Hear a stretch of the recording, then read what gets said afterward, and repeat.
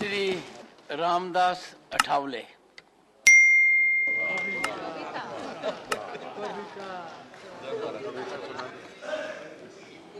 आदरणीय महोदय, मैं तो अन्याय के खिलाफ लड़ा हूं। मैं तो अन्याय के खिलाफ लड़ा हूं, इसलिए आपको बधाई देने के लिए यहां खड़ा हूं। आपका अनुभव बहुत ही बड़ा है।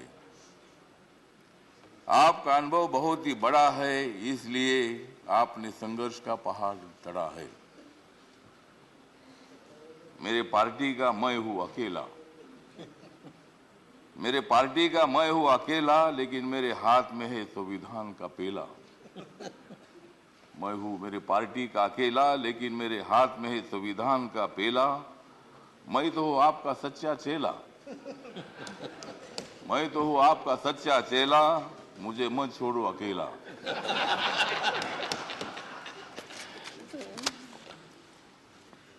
जिन्होंने उपराष्ट्रपति का सर किया है गढ़, जिन्होंने उपराष्ट्रपति का सर किया है गढ़, उनका नाम है धनखड़। हमें मिलकर उखाड़ देनी है विषमता की जड़। हमें मिलकर उखाड़ देनी है विषमता की जड़। इसमें जरूर सफल होंगे आदरणीय धनखड़।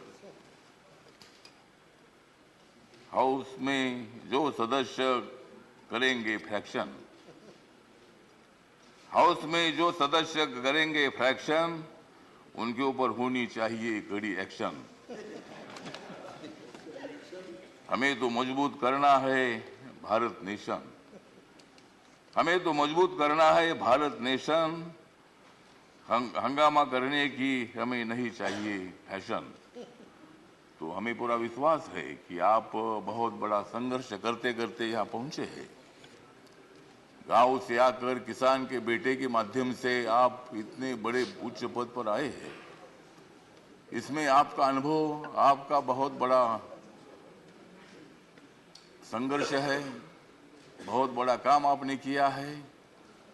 आपने पश्चिम बंगाल में गवर्नर का जो काम किया है, बहुत बड़ा वहाँ चैलेंज था। वहाँ काम करना बहुत बड़ा मुश्किल था, लेकिन आपने बंगाल में बहुत अच्छा काम किया है और बंगाल में अच्छा काम आपने किया है।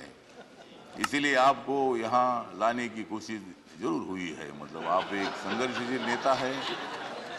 मतलब वहाँ अगर आपका काम ठीक नहीं होता था तो शायद ये पद आपको मिलना बहुत बड़ा मुश्किल था, लेकिन आपने बहुत अच्छा काम किया है। ठीक बात है, बंगाल भी अपना ही है, सभी बंगाल के नेता भी अपने हैं। देश का एक वो राज्य है और कोई भी राज्य हो, यहाँ किसी पार्टी की सत्ता आती है जाती है, कोई मुख्यमंत्री होता है, कोई नहीं होता है।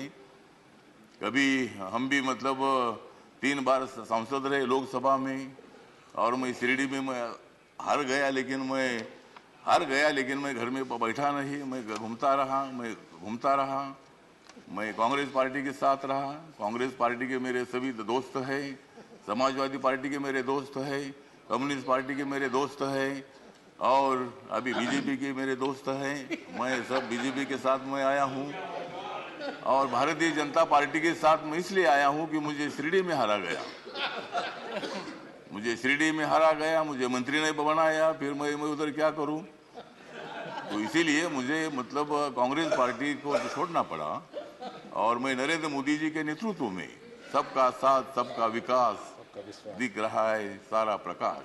मतलब ये जो प्रकाश दिख रहा है, तो नरेंद्र मोदी जी के नेतृत्व में मैंने निर्णय ले लिया कि मैं बाबा साहब अम्बेडकर जी का अनुयायी हूँ।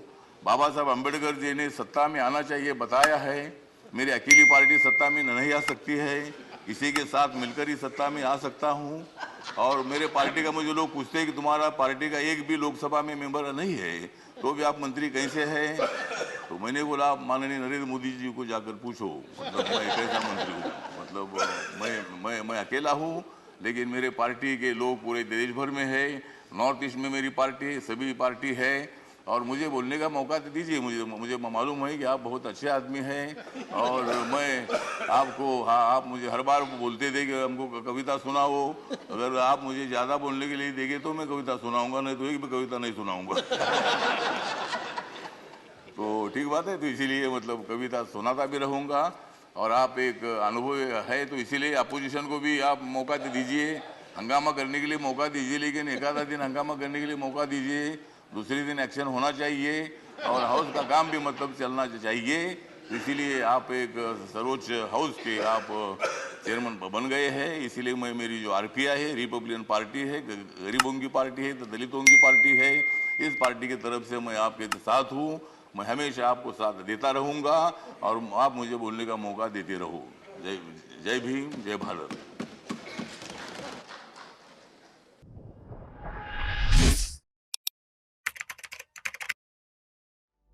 आप हमसे जुड़े रहने के लिए सब्सक्राइब करें YouTube पर, फॉलो करें Twitter पर और लाइक करें Instagram और Facebook पर।